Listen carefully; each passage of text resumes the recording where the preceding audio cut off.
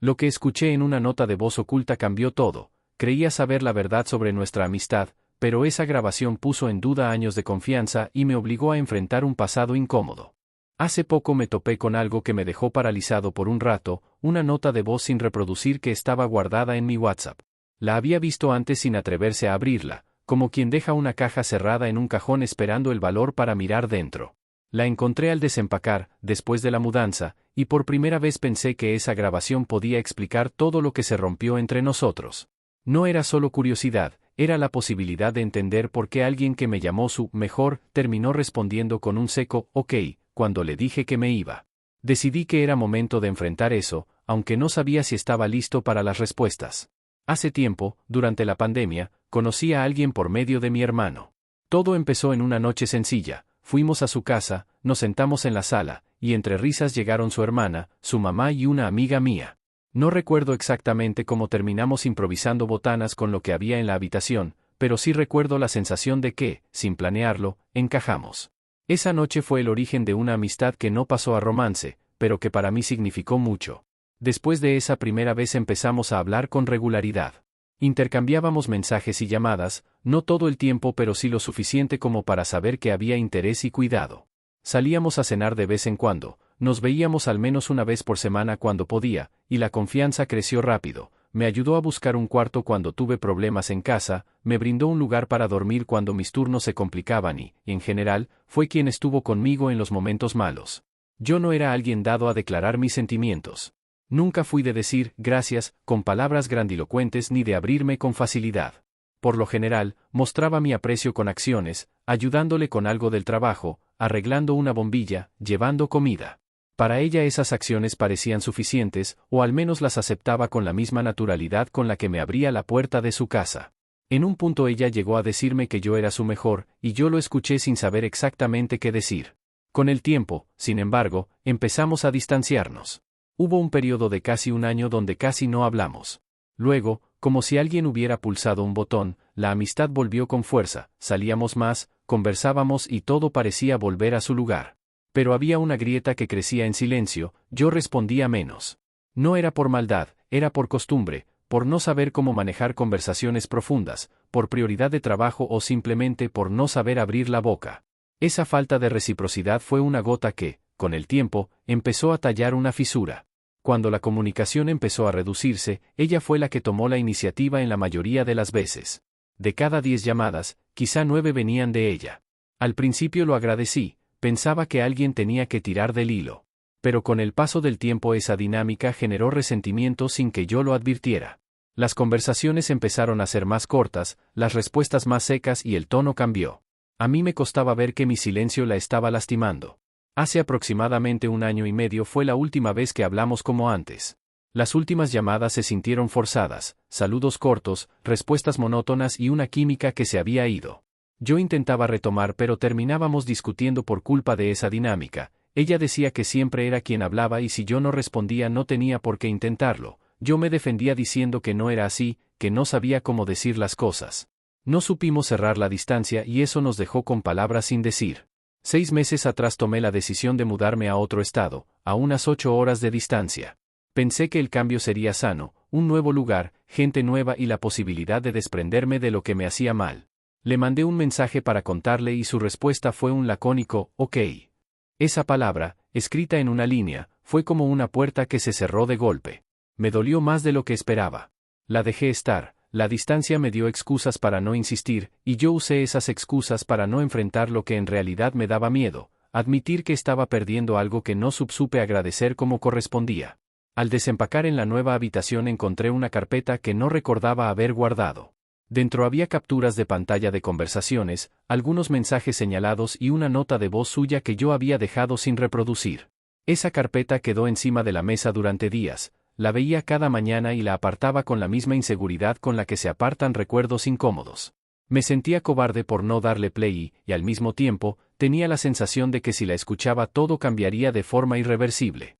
Recuerdo muchas escenas pequeñas que ahora cobran más peso, la vez que me dejó dormir en su cuarto después de un tercer turno, la cena improvisada que terminó con demasiadas risas, la manera en que me buscaba cuando algo me pasaba. Esos momentos eran reales y no sé si yo supe devolverlos como debía. Tal vez por eso ahora me pregunto si su dolor fue el resultado de una semana específica o de la suma de muchas omisiones.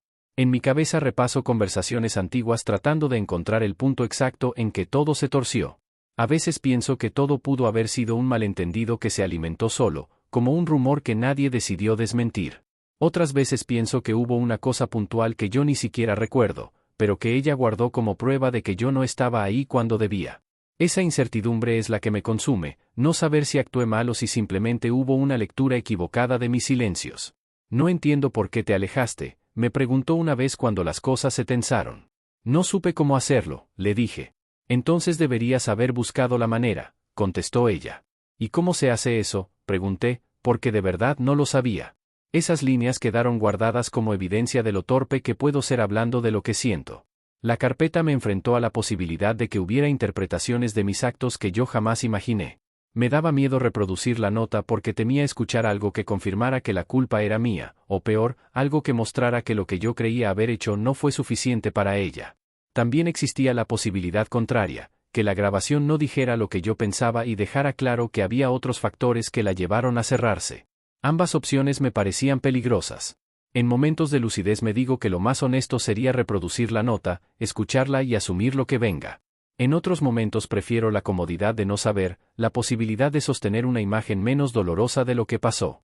No es valentía, es miedo.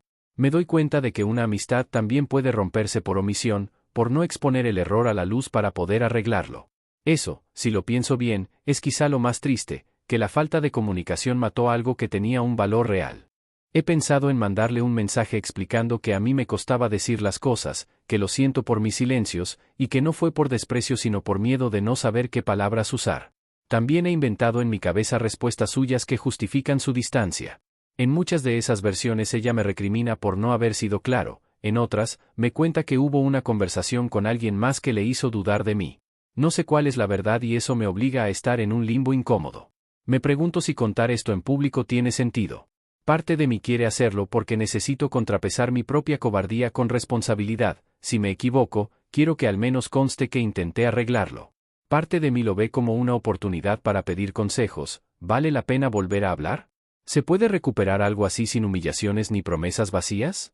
Esas preguntas las dejo aquí, en voz alta, porque quiero respuestas sinceras, no las que uno se da a sí mismo para sentirse mejor. A veces me sorprendo imaginando la escena del reencuentro, caminando hacia su puerta, con la carpeta en la mochila, con la nota ya escuchada o con el valor suficiente para decir escuché todo y quiero aclararlo. Otras veces imagino que la puerta seguirá cerrada y que ese ok seco será el punto final. No quiero que sea así. No quiero que una palabra escrita con prisa borre años de confianza y noches compartidas. Estoy consciente de mis fallos. Sé que no expresé con claridad lo que sentía, y que con eso fallé. También sé que ella pudo haber tenido razones ajenas a mí para alejarse. La carpeta que tengo frente a mí es la promesa de una posible explicación, y también la amenaza de un cierre definitivo. Por eso hoy escribo esto, para admitir que no supe, para decir que me pesa, y para plantear la idea de encontrar el valor suficiente para reproducir esa nota y aceptar lo que venga. La pregunta que me queda es simple y fea: ¿vuelvo a hablarle o dejo que el silencio sea la respuesta final? Si la opción es volver, ¿cómo lo hago sin parecer necesitado?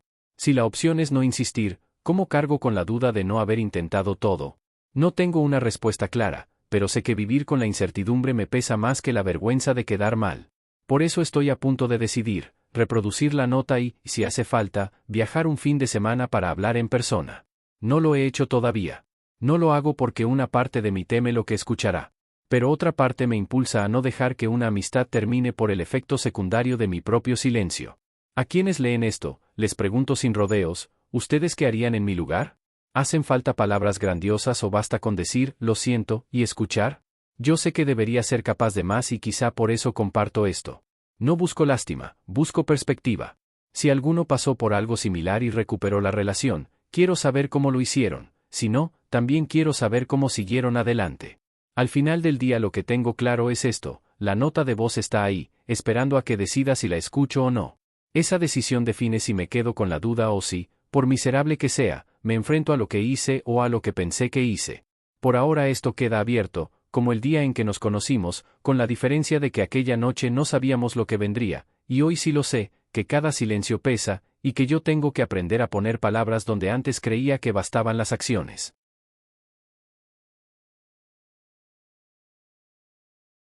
Nos conocimos en pandemia por mi hermano y lo que empezó como risas terminó siendo una amistad intensa, llamadas, visitas semanales y gestos de apoyo. Con el tiempo nos distanciamos, volvimos a acercarnos y luego se fracturó algo. Me mudé a otro estado y su respuesta a mi noticia fue un seco, ok. Al desempacar encontré una carpeta con capturas y una nota de voz suya que nunca reproduje. Eso me trajo aquí, decidir si escucho y cómo intento arreglarlo. La nota empieza con su voz en un tono bajo, como si hubiera estado llorando antes de grabarla. No fue un monólogo largo, decía cosas cortas, concisas, punzantes. Ella empezó hablando de una pelea vieja que le dolía y de momentos en los que se sintió sola aún estando rodeada de gente. No pronunció nombres al principio, habló de sensaciones, abandono, ansiedad, desconfianza. En algún momento su voz se quiebra y dice que se cansó de ser siempre la que llamaba, la que proponía salidas, la que tiraba del hilo. Al escucharla sentí una mezcla de vergüenza y sorpresa. Vergüenza porque entendí que mis silencios habían dejado huellas más profundas de lo que creía. Sorpresa porque en su tono también había algo que yo no esperaba, miedo a ser vulnerable y, en paralelo, una decisión de cerrar para protegerse. Esa combinación me hizo pensar que lo que yo interpreté como distancia accidental fue visto por ella como una serie repetida de omisiones. No me defendí en mi mente, más bien traté de escuchar sin justificarme. En la nota ella menciona que hubo una conversación que la hizo dudar mucho. No daba detalles, decía eso que me dijeron o esa conversación, y dejaba claro que lo que le llegó por terceros le había hecho daño. No sé si esa conversación tenía relación directa conmigo, con otra persona, o simplemente fue una mala interpretación de algo que no conocí.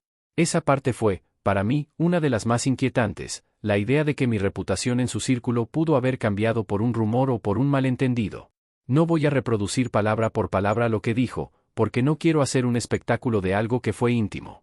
Si diré que en su voz había gratitud por los momentos buenos y rabia por lo que interpretó como abandono, ambas cosas convivían en la misma grabación y sonaban sinceras. Hay un trecho donde menciona específicas noches que yo recuerdo con cariño. Al oírlas, tuve la sensación de que mis recuerdos y sus recuerdos eran dos películas que alguna vez se superpusieron y luego se separaron para siempre. Mientras escuchaba, repasé mentalmente conversaciones pasadas. Encontré frases mías que hoy suenan insuficientes: estoy ocupado, más tarde te llamo, tranquila, expresiones que en el día a día funcionan como atajos, pero que en la acumulación terminan siendo defensas que hieren. Fue duro reconocer que muchas de mis palabras fueron evasivas y que a veces creí que mis acciones valían más que escuetos mensajes que en realidad pedían reciprocidad emocional. Al terminar la nota me quedé un rato en silencio. No me sentí preparado para escribirle de inmediato. Hubo un conflicto interno, la tentación de responder con una disculpa inmediata y la prudencia de pensar en cómo hacerlo bien. No quería que mi primer mensaje fuera una excusa pobre o un intento de manipulación emocional. Quería ser sincero, directo y responsable. Me pasé la noche escribiendo borradores en la cabeza y borrándolos. Ninguno me pareció adecuado. ¿Cómo pedir perdón cuando no estás seguro de que exactamente te culpan? Al día siguiente revisé las capturas que encontré en la carpeta. Las conversaciones estaban parcialmente borradas o marcadas como eliminadas. Algunas entradas solo mostraban fragmentos, frases como «me sentí traicionada» o «no fue la primera vez», sin contexto. Fue como leer pistas de una historia incompleta. Sentí que había evidencia, pero no la historia completa. Por un lado eso me enfureció, pensé en preguntar quién le había dicho eso o qué había ocurrido. Por otro lado me dio miedo porque la pieza que faltaba podía cambiarlo todo. Decidí que antes de escribirle tenía que ordenar mi propia cabeza. Hice una lista mental de objetivos: entender, pedir disculpas sinceras si correspondía, y proponer hablar en persona solo si eso ayudaba a clarificar. No quería que mi primer movimiento fuera un «te extraño» vacío, quería algo que mostrara que había escuchado y que estaba dispuesto a asumir responsabilidad. Mientras estructuraba ese primer mensaje razoné sobre qué tono usar: directo, sin justificantes, con apertura para escuchar. El borrador final que llegué a elaborar en mi mente fue corto y claro: admitir que no supe corresponder, que me pesa la distancia que quedó, y proponer una conversación cara a cara para aclarar lo sucedido. Nada de dramatismos, nada de súplicas. Solo una petición honesta, que me concediera la oportunidad de hablar y escuchar. No lo envié de inmediato. La razón no era falta de decisión sino el temor a que un mensaje fuera insuficiente o malinterpretado. Preferí esperar una noche más y en ese tiempo repasar qué debía decir. En paralelo, pensé en la opción de ir a su ciudad por un fin de semana. La idea me rondaba, aparecer sin avisar no me parecía sensato, y avisar con demasiada antelación corría el riesgo de que no quisiera verme. Quería un equilibrio. Decidí posponer esa decisión y mantenerla como posibilidad, la reservo para una parte posterior porque no quiero agotar todas las cartas ahora. En este punto, la prudencia y el respeto me indican que no haga movimientos que le impongan una confrontación no deseada. Mientras tanto, me dediqué a revisar mis propias acciones de los últimos 2 años con un poco más de honestidad. Recordé momentos en los que pude haber sido más claro, en los que preferí no responder para evitar conversaciones difíciles, y en los que acepté que estar ahí podía equivaler a hacer pequeñas cosas que no necesariamente cubren la necesidad del otro de ser escuchado. Eso me llevó a entender que pedir perdón no es solo reconocer errores, sino comprometerse a un cambio tangible. En un día gris me animé a escribir parte del mensaje que eventualmente podría enviar. Empecé con: he estado escuchando tu nota y me pesa todo lo que dijiste. No supe corresponder y quiero entender. ¿Podemos hablar en persona? Esa versión, aunque simple, se me antojó honesta. Pensé en incluir algo más, como ejemplos concretos de mis fallos, pero temí que enumerar fallos sonara a lista de cargos y no a reconocimiento sincero. En vez de eso decidí mantenerlo breve y proponer conversación. No lo envié todavía. Había una presión externa, amigos en común que quizá ya sabían algo y la posibilidad de que la información que ella tenía hubiera sido moldeada por ellos. No estoy seguro de cuánto influyó la percepción de terceros en su decisión. Esa duda me dejó inquieto porque, si hubo malentendidos externos, la conversación debería incluir descifrar quién dijo qué y por qué. Pero también me pareció que llevar a terceras personas al medio podría crear defensas adicionales y enredar más la conversación. Pasaron algunos días en los que la carpeta quedó de nuevo en la mesa, como un recordatorio silencioso. No la toqué por costumbre, pero la miraba con cierta determinación. En esos días alterné entre ansiedad y resolución. Leí foros y opiniones sobre cómo enfrentar rupturas de amistad similares, unos decían presentarse con humildad y pedir perdón, otros sugerían esperar a que la otra persona dé la señal. No encontré una respuesta unívoca, lo que me hizo confiar menos en los manuales y más en lo que mi intuición dictara. Una noche, después de mucho pensarlo, decidí enviar un mensaje corto. No lo mandé a la hora en que pensé, sino pasado un rato, cuando sentí la voz interior más serena. El texto decía: hola. Escuché tu nota. Me dolió y me hizo pensar. Si te parece bien, me gustaría verte para hablar y escuchar lo que pasó. Entiendo si no quieres. Solo quería intentarlo. Era mínimo, no intentaba convencerla con argumento ni justificar mis silencios. Era una petición para abrir una puerta. La respuesta que llegó fue breve y con cautela. Ella contestó que estaba ocupada esos días pero que hablábamos después. No fue un sí entusiasta ni un no tajante. Sentí alivio y frustración a la vez, alivio porque al menos no me cerró la puerta del todo, frustración porque quería más claridad. Decidí respetar su ritmo. No la presioné con mensajes, y volví a la postura de esperar sin insistir demasiado. Esa espera me obligó a trabajar en mi propia coherencia interna.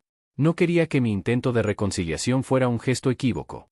Empecé a poner en práctica cambios pequeños, responder cuando decía que llamaría, ser más explícito sobre mi disponibilidad y evitar justificantes. Pequeñas cosas que, espero, expresen que estoy dispuesto a cambiar.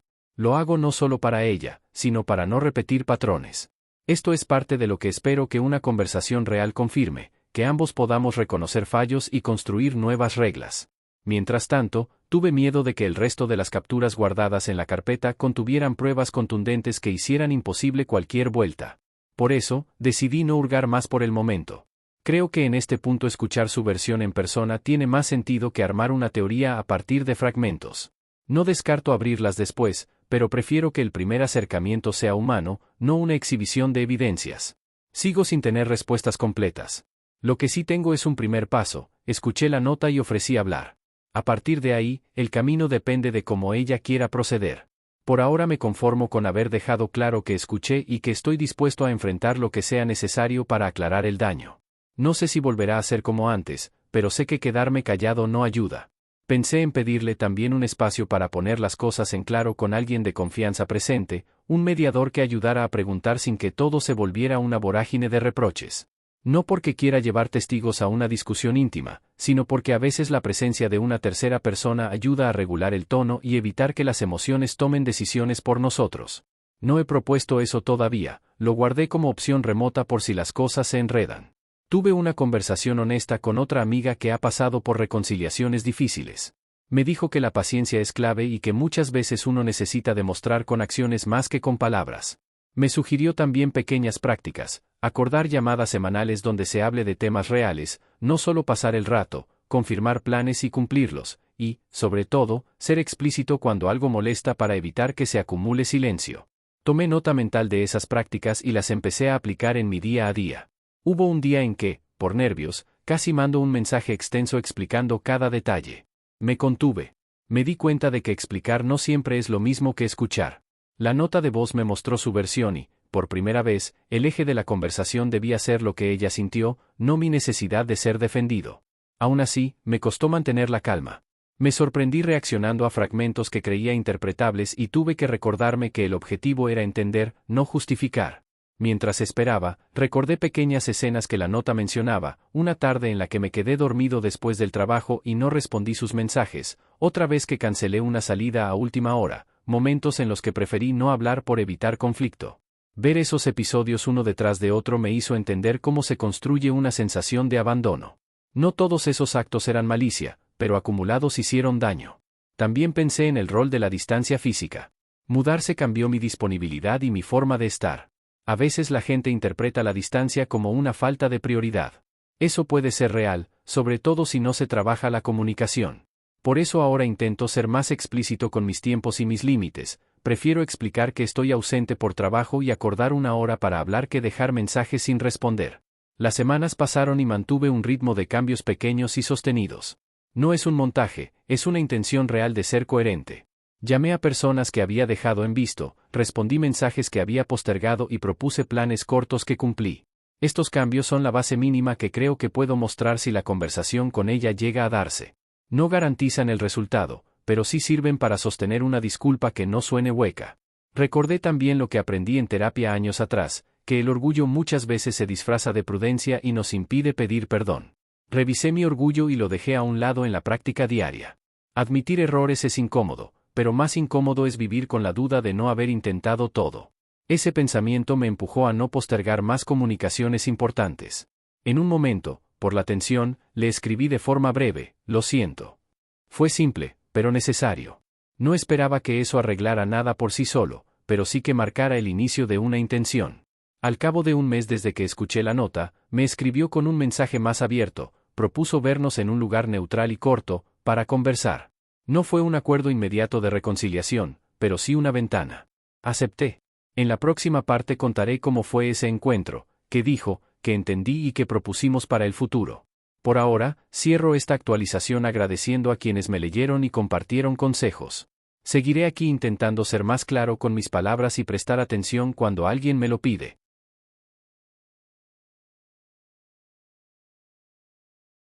Había una amistad intensa que se fue rompiendo por silencios acumulados. Me mudé a otro estado y encontré una carpeta con capturas y una nota de voz suya. La escuché, me hizo pensar y finalmente le escribí proponiendo hablar. Ella aceptó verse en un lugar neutral, corto, para conversar y aclarar qué pasó entre nosotros. Acepté verla en un café que elegimos como punto neutral. No quise que fuera su casa ni un sitio donde ella pudiera sentirse en la defensiva. Quería un lugar donde las palabras pudieran fluir sin que ninguno se sintiera atrapado. Llegué temprano. Me senté en una mesa mirando la entrada, con la carpeta en la mochila, sin abrirla. Sentía el nudo de esos días, la mezcla de miedo y alivio, y la certeza de que ya no alcanzaban las excusas. Pedí un café y repasé en voz baja lo que quería decir, sin convertirlo en una lista fría de culpas. Cuando ella llegó noté que algo había cambiado en su expresión, no estaba ni fría ni cálida, estaba contenida. Nos saludamos con un abrazo breve y un tanteo de cortesía. No hubo dramatismo inicial, solo reconocimiento de la presencia del otro. Empecé diciendo lo que ya había escrito en el mensaje, que había escuchado su nota y que me dolió. Le pedí permiso para preguntar y escuchar sin interrumpir. Ella asintió y por primera vez sentí que la conversación podía tener sentido. Ella fue directa. Me contó que la nota había sido un punto de inflexión. La grabó en una noche en la que se sintió abrumada por la acumulación de pequeñas faltas y por algo que le habían contado. Según me explicó, la conversación que llegó a sus oídos hablaba de decisiones mías que ella entendió como despreocupación por su persona. No me acusó con furia, describió un proceso de desgaste. Cuando hablaba, su voz buscaba más explicaciones que culpas.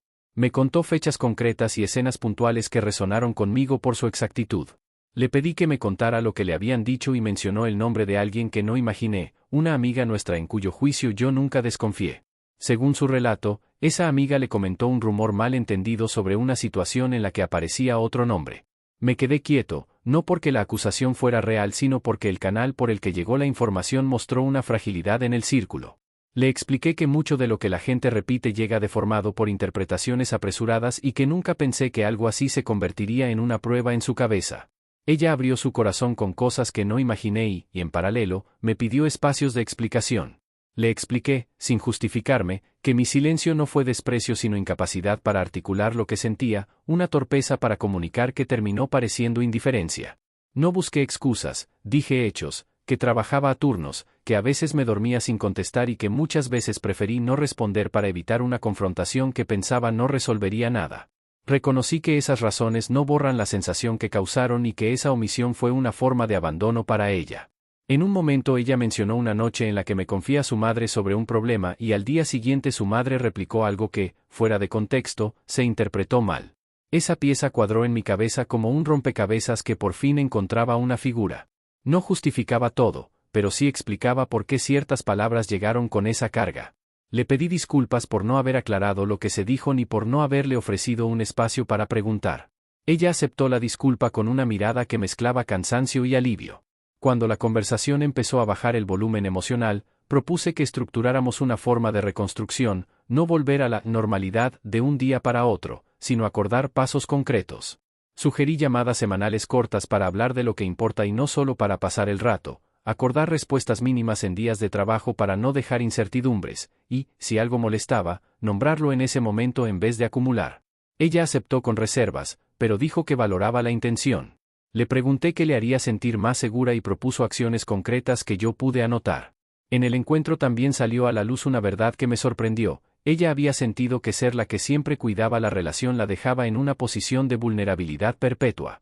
Para ella, ser quien llamaba o proponía era un acto de amor que, al no ser correspondido, la dejaba expuesta. Entender eso me hizo ver que la desigualdad en la dinámica no era neutra, tenía consecuencias reales sobre cómo alguien se siente dentro de una amistad y cómo decide protegerse. Hubo un momento en la mesa en el que recordamos juntos escenas de nuestro pasado común, la cena improvisada, el día que me ayudó a buscar un cuarto, la noche que dormí en su cuarto después de un turno. Las recordamos sin idealizarlas, las situamos como evidencias de que hubo cuidado, aunque imperfecto. Ese ejercicio fue necesario porque sirvió para que ambos reconociéramos que el daño no borraba lo bueno, pero que lo bueno tampoco era excusa para no reparar. Ella me contó también que la nota de voz tenía partes que no iba a reproducir públicamente porque hablaban de su miedo y no de acusaciones. Respeté eso. Le pedí permiso para comentar en privado sobre algunos fragmentos que me inquietaron. Ella aceptó con la condición de que lo hiciéramos en persona y con calma. Acordamos que no traeríamos a terceras personas a la primera conversación porque queríamos que el diálogo fuera directo y honesto, aunque no descartamos mediación si las emociones lo requerían. Llegó un punto de honestidad cruda donde le pregunté si le había sido fácil o si lo sentía como una renuncia definitiva. Su respuesta fue que no fue fácil y que no quiso perder lo que tuvimos, pero que necesitó protegerse. Escuchar que ella no deseaba destruir la amistad me dio una esperanza que hasta ese momento dudaba merecer. No fue una reconciliación inmediata, pero sí un inicio, el reconocimiento de que ambos queríamos, en distintos grados, intentar reconstruir. En la conversación llegamos a acuerdos concretos. Decidimos que empezaríamos con encuentros breves, una vez cada 2 semanas, para conversar. Acordamos usar mensajes claros cuando alguno necesitara espacio y comprometernos a no suponer la mala intención del otro sin preguntar primero. Definimos también un límite sobre información de terceros. Si algo les llegaba, prometimos preguntarnos directamente en lugar de confiar en rumores. Esos pasos me parecieron sensatos y humildes, más que promesas aisladas, eran reglas prácticas para no repetir el patrón. Después del encuentro sentí una mezcla de alivio y responsabilidad. Alivio porque la puerta no había quedado cerrada, responsabilidad porque ahora tocaría sostener lo acordado. No era suficiente pedir perdón una vez, debía demostrar con hechos que no repetiría patrones. Me comprometí a ser puntual con las llamadas acordadas, a responder cuando dijera que lo haría y a no dejar que las diferencias se comieran la comunicación. Todo eso suena simple en el papel, pero es una disciplina que requiere esfuerzo sostenido. Al volver a casa me abría una práctica que no había considerado seriamente, escribir notas breves después de encuentros importantes para registrar lo hablado y los compromisos. Ese hábito me ayudó a ser más consciente de las promesas que hacía y a no diluirlas en la rutina. También empecé a poner recordatorios para las llamadas acordadas y a revisar mis comportamientos con una mirada crítica pero constructiva. Me di cuenta de que la reconciliación exige herramientas prácticas, no solo buenas intenciones. Hubo momentos de duda en los días siguientes. A veces la ansiedad me llevaba a pensar en retrocesos o en que todo podría volver a romperse. En esos instantes repasaba mentalmente lo que habíamos acordado y me preguntaba si estaba listo para cumplirlo. La respuesta fue que no siempre sería perfecto, pero que la intención de mejora constante debía ser palpable. Ese cambio de mentalidad fue más importante que cualquier palabra de disculpa porque implicaba trabajo continuo. En una de las reuniones siguientes ella me contó que había recibido mensajes de algunas personas que la habían presionado para no volver a confiar. Ella reconoció el apoyo de quienes la alertaron, pero también dijo que necesitaba aprender a sopesar la información sin dejar que definiera su vida. Me pareció valiente que lo dijera y me hizo pensar en cómo las redes de apoyo pueden aportar claridad o ruido según cómo se usen. Acordamos que compartiríamos información importante entre nosotros antes de sacar conclusiones. Con el tiempo, los encuentros breves se volvieron menos tensos. No quiero idealizar, hubo retrocesos y días en que la comunicación falló. Pero a medida que cumplía con los pequeños compromisos, notaba que su disposición a hablar aumentaba. La confianza no volvió de golpe, era un proceso de capas. Eso me enseñó que la amistad se reconstruye con acumulación de actos, no con una sola declaración. En una tarde en la que la lluvia nos obligó a hablar bajo techo, hicimos una especie de inventario emocional de lo que cada uno necesitaba. Ella habló de seguridad y previsibilidad, yo hablé de mi dificultad para verbalizar afecto. Ambos llegamos a la idea de escribir ciertas reglas básicas para nuestra amistad, ser explícitos cuando algo molesta, confirmar planes y aceptar correcciones sin convertirlas en ataques. Escribirlo nos ayudó a materializar compromisos y a referenciarlos cuando surgían dudas. Un mes después del primer encuentro, me devolvió algo que no esperaba, una carta corta. No era una carta romántica, era un texto que explicaba cómo había sentido el proceso, lo que había hecho para protegerse y lo que esperaba de mí en el futuro. La leí con cuidado. En la carta había agradecimiento por cosas concretas y límites claros. Fue una forma de cerrar el ciclo de incertidumbre y abrir un nuevo capítulo con reglas explícitas. No digo que todo esté resuelto. Hay heridas que necesitan tiempo para sanar completamente. Lo que sí puedo afirmar es que decidimos intentar y que ambos nos comprometimos a un plan de continuidad. Para mí, la lección central fue que la comunicación explícita es la base de cualquier relación significativa. Aprendí que los silencios pueden interpretarse como desprecio y que, si uno no explica, otros completarán la historia por su cuenta. Hoy la amistad no es la misma que antes, ni creo que deba serlo. La versión que buscamos es más consciente y menos ingenua. Hemos aprendido a pedir lo que necesitamos y a decir cuando algo duele antes de que se convierta en un muro. No prometo perfección, prometo esfuerzo sostenido y honestidad recurrente. También prometo recordar que un gesto constante vale más que una disculpa efímera. Además, con el tiempo diseñamos señales simples para evitar malentendidos, una palabra clave para pedir espacio sin que la otra parte se ofenda, y la práctica de confirmar planes con un confirmado el día anterior para evitar cancelaciones de último minuto. Implementar esos mecanismos prácticos me ayudó a sentir que los compromisos eran verificables y no solo buenas intenciones.